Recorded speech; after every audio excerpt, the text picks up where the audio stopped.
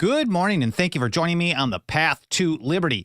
I'm Michael Bolden with the 10th Amendment Center, and this is a special post-Thanksgiving weekend, Saturday edition of the show for November 26th, 2022. First of all, I hope you had a wonderful, happy, healthy, safe Thanksgiving with family, friends, loved ones, however you happen to spend your time.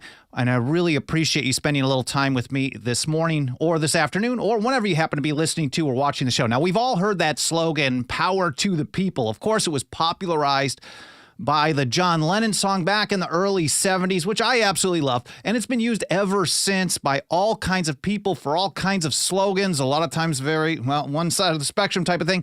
But on this episode, I actually want to briefly point out how under the Constitution and the principles of the founders and old revolutionaries, power to the people is actually backwards. It's supposed to be power from the people. It's just that the people need to act that way too. First of all, before getting into that, a quick hello, a huge thank you. Again, thank you so much for being here. This is a season of thanks and gratitude, so I can't thank you enough for being here. While we allow people another moment or so to get notifications to join us in the live stream, sometimes these mainstream platforms are a little slow with notifications, and this is an unusual day to be streaming for me. I want to say hi to a handful of people out in the live chat. There's Cheriton in Missouri, Stephanie, Ramirez, Michelangelo, and Fontana. Oh, cool. I'm down in Orange County. Tom Casey, Live Free or Die. That's awesome. Kenneth O'Brien says, love TAC. We love you too. Appreciate you being here. I will check back in the chat a little bit later today or tomorrow.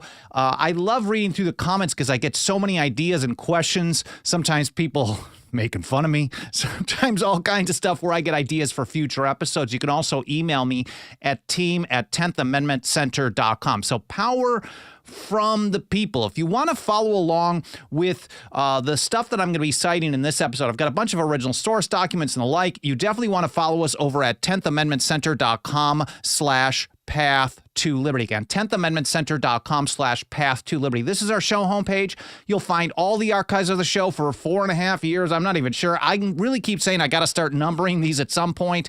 At one day. Hi to Jay Armstrong. He says, we the people are the first branch of government. That's a very good point, and hopefully this will make sense in relationship to Jay's comment over on Facebook. So I appreciate you mentioning that as well. Natural law over in Iowa. I got to stop looking over at the chat here and get rolling with this. I appreciate you guys. Thank you so much. You know, sometimes I just want to hang out and chat with you guys a little bit, but maybe I'll get a chance to do that a little bit later with some comments and questions.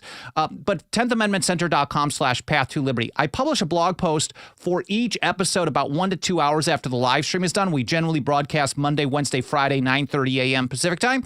And in there, you'll find a section with show links. And that's where I include all the stuff that I'm mentioning so you can read and learn more in context on your own time, because I'm just scratching the surface. Anyways, 10thamendmentcenter.com/path to liberty. Let's start this out. I want to start out with a couple of one very important principle. And first of all, we can get it from George Mason, and here's how he put it.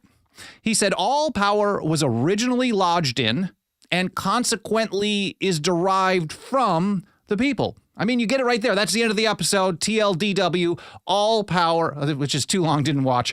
All power was originally lodged in. So all the power comes from the people and is consequently derived from the people. That's George Mason. We also see a similar phrase from Robert Livingston, the Chancellor, whose birthday is tomorrow in history, November 27th, 1746. All power is derived from the people. So the people are the source, the fountain of all power. And this notion, this view represents one of the most important principles of the American Revolution, if not the overarching principle of the entire revolution. We know that the real American Revolution was a radical change in the viewpoints of the people.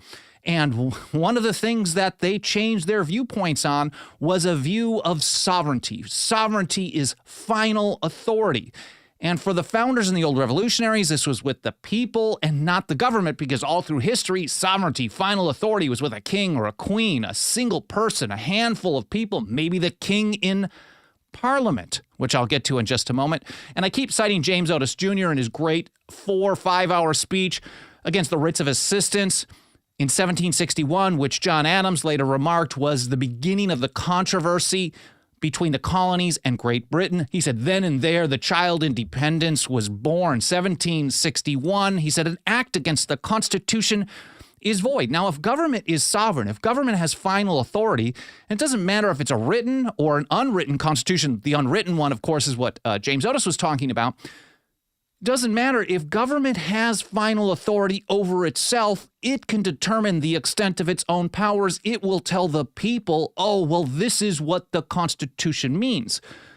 But if power is derived from the people, if the people themselves are the final authority, if the people hold sovereignty, and they have a government, a set of rules, a constitution, a set of rules for the government, then when government goes beyond it, it's not up to the government to say, well, we're beyond it or not. It's something else. An act against the Constitution, therefore, is void. Mike Meharry covered this in a two-part series, Evolution of Sovereignty in American Political Thought, and he talked about the British. And the British, of course, did not agree with this notion from Otis and others that an act against the Constitution is void because the British felt that, well, the British were sovereign. The British held all the final authority over themselves. And here from an article by, I mentioned Mike Meharry, said, in the British system, the king in Parliament, you may have heard me mention this a few times recently, the king in Parliament was the term that they used, was considered sovereign. Effectively, Parliament was sovereign, with the king serving as the arm to put its power into action.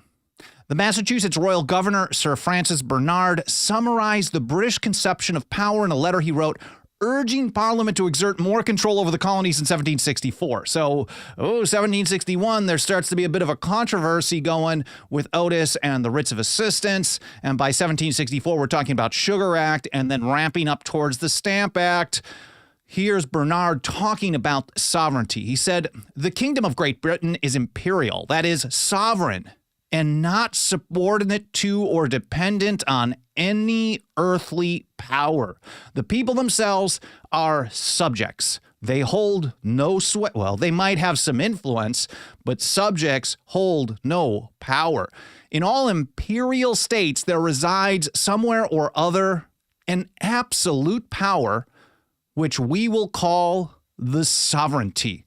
And this is how he defines sovereignty. Again, this is Francis Bernard, the royal governor. And the governors were not elected. There were elections back then, but not for governor. They were appointed. They were part of the king in Parliament, really.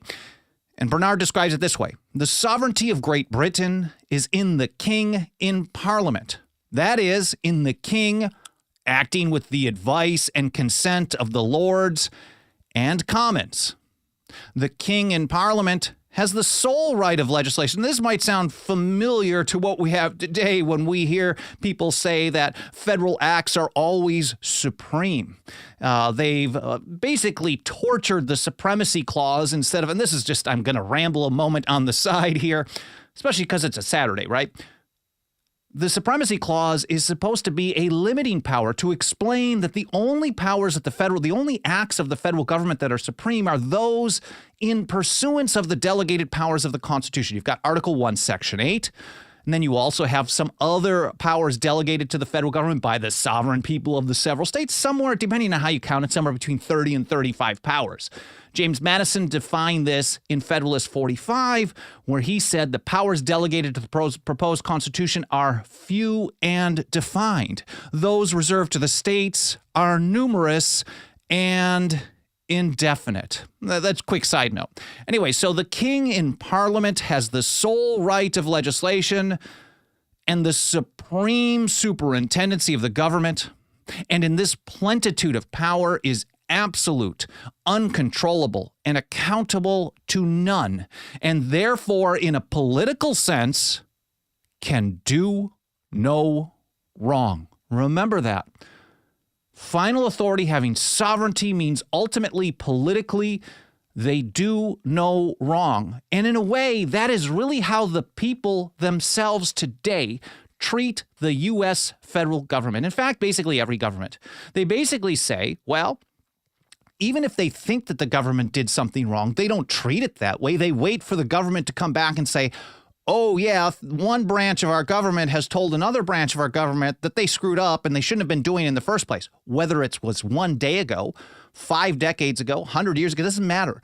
People treat the government as totally sovereign, And it only makes a mistake when it tells us that, and it changes its mind. Anyways, back to Harry's article. We know that the people over time rejected this view of British final authority. And he says in the years leading up to the War for Independence, Americans started to question this conception of political power. They began to think of a constitution as something that exists above the government. The colonists began to reject the idea that the government formed the Constitution and instead conceived of the Constitution as something from the people, really, that binds government. Years later, Thomas Paine put it this way: a constitution is not the act of a government, but of a people constituting a government.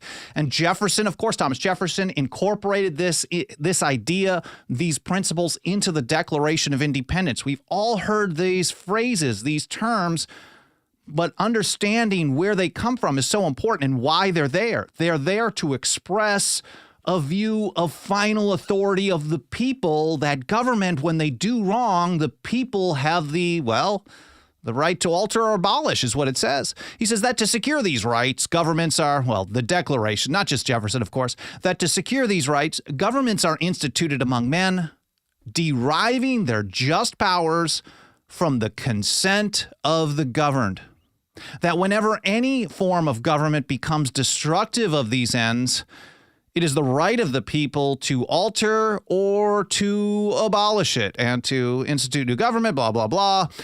And we know that. Now, this type of viewpoint, of course, now some things did end with the end of the American Revolution and the War for Independence, but this principle, this idea, this notion of sovereignty, of final authority being with the people themselves did not end with the end of the American Revolution. The same principles were brought forward during the ratification debates over the Constitution. It was a very essential principle. And in fact, this notion of sovereignty is really the underlying principle of the 10th Amendment. The powers, if they delegate powers to them, then automatically everything that they did not delegate is reserved to the people, because government can only do what the people have authorized them to do.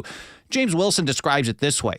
The truth is that in our governments, and it's plural because he's talking about state and federal governments, the truth is that in our governments, the supreme, absolute, and uncontrollable power remains in the people. And for those of you who watch this, you can see that the image up on the screen, the meme that we have from James Wilson with that quote, we've highlighted the word remains. Now, that's not highlighted from his speech. This is not highlighted in any of the original text, but it's important to point that out because Wilson, I think, is highlighting the fact that his view and the founders and old revolutionaries' view was, even if the people hadn't been acting like it, the people have always had that power.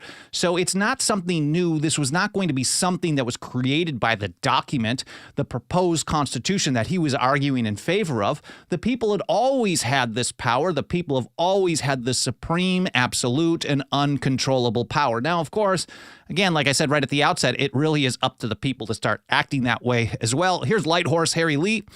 All power is in the people. All. And that rulers have no powers but what are enumerated in that paper. This is a precursor to what the principle that was the foundation of the Constitution, as Thomas Jefferson described it, the 10th Amendment. James Madison, in Federalist number 49, also discussed this. Here he was specifically quoting Thomas Jefferson the way he described it. At the beginning, they say Hamilton or Madison. This is February 1788. I'm pretty sure it was Madison from what I've read. The author of the Notes on the State of Virginia, this is Thomas Jefferson. Here's how he put it. As the people are the only legitimate fountain of power. Again, it's not about the people begging to get their power. It's that all power comes from them. It's whether or not they're going to exercise it or whether or not the people love liberty. In fact, unfortunately, these days, very few people love liberty. Very few people like the idea of limiting government to the Constitution. And maybe it's the old H.L. Mencken quote, the idea that, democracy is the theory that the people know what they want and they deserve to get it good and hard. Something like that. It's one of my favorites. He said, okay, anyway, so citing Jefferson, Federalist 49, Madison wrote this, as the people are the only legitimate fountain of power, and it is from them that the constitutional charter, I'm highlighting from because that's the title of the episode, under which the several branches of government hold their power is derived. It seems strictly consonant to the Republican theory to recur to the same original authority, not only whenever it may be necessary to enlarge, diminish, or new model the powers of government, but also whenever any one of the departments may commit encroachments on the chartered authorities of the other. That's a mouthful, really.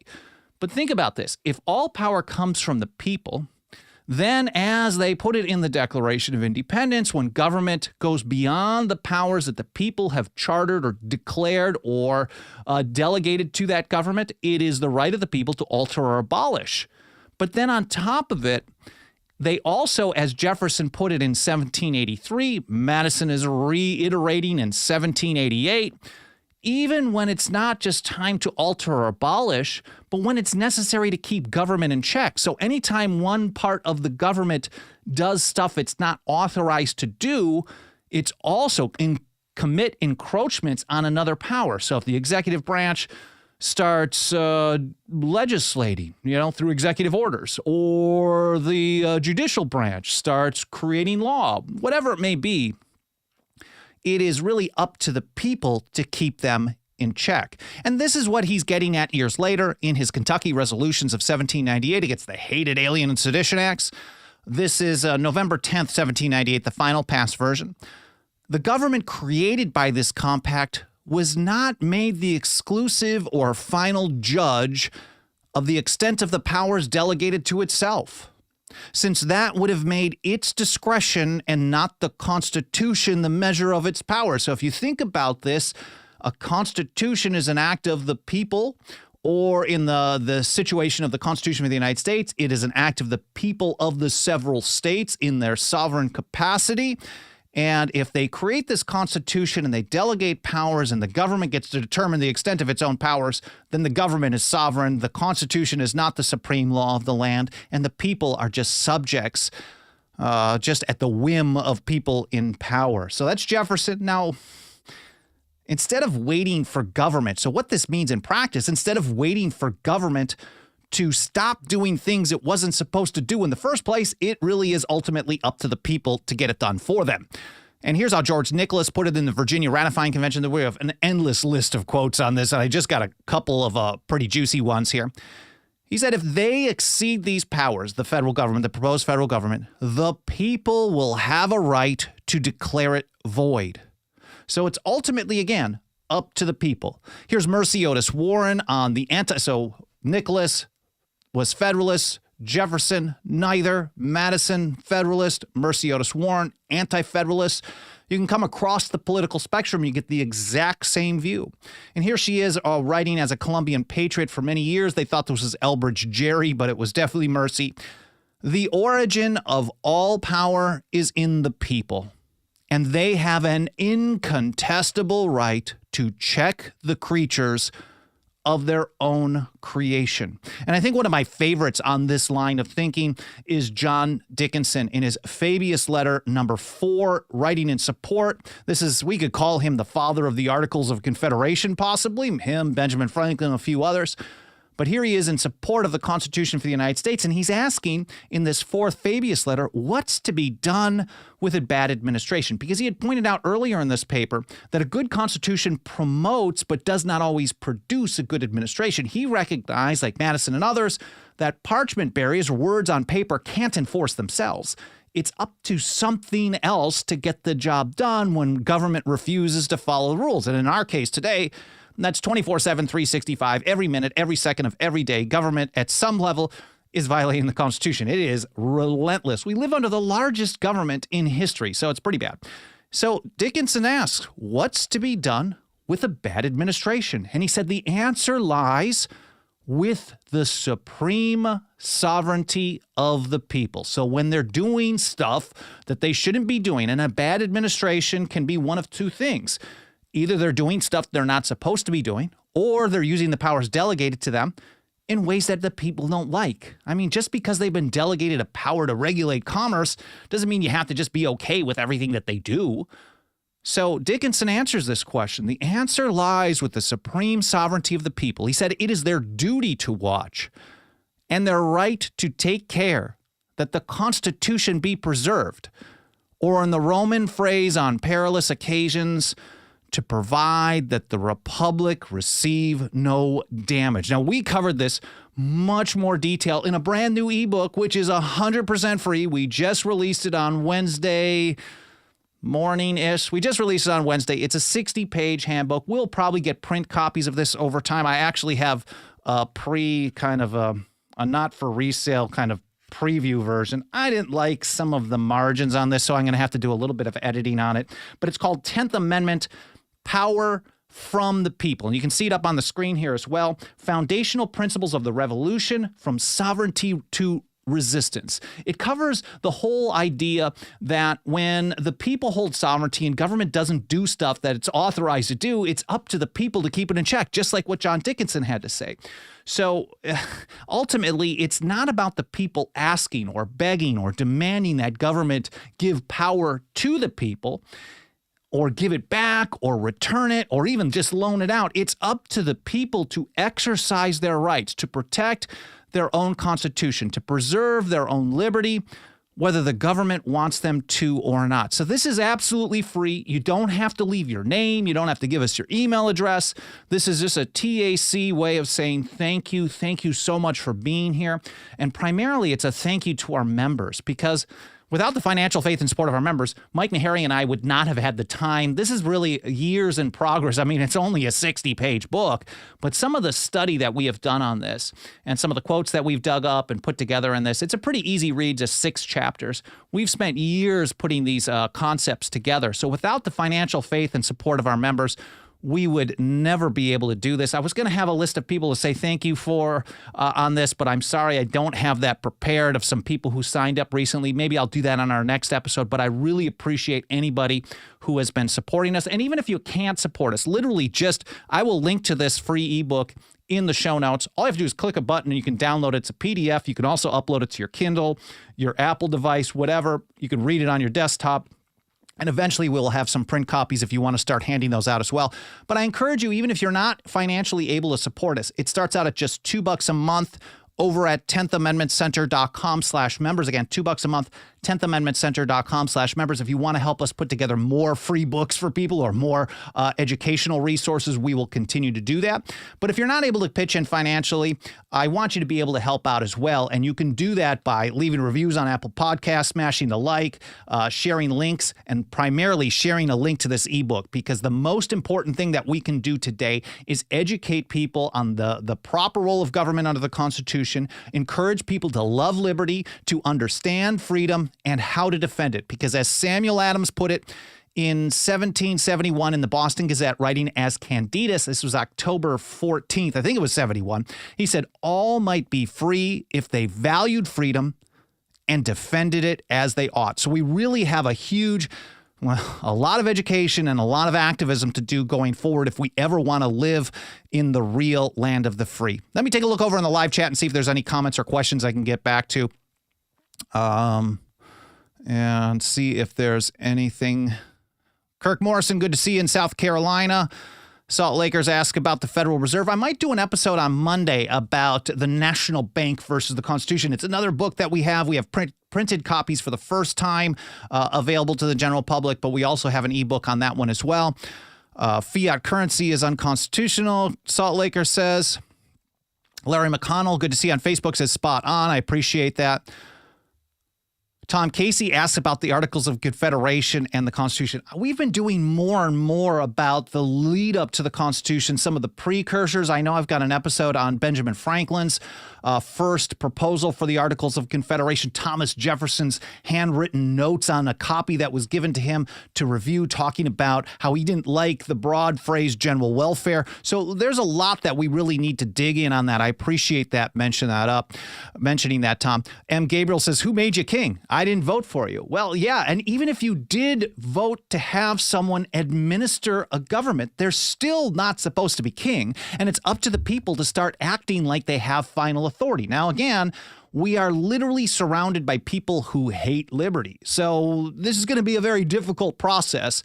But as Thomas Jefferson put it to his great friend, the Reverend Charles Clay, the ground of liberty is to be gained by inches, because it takes time to convince people what is even for their own good.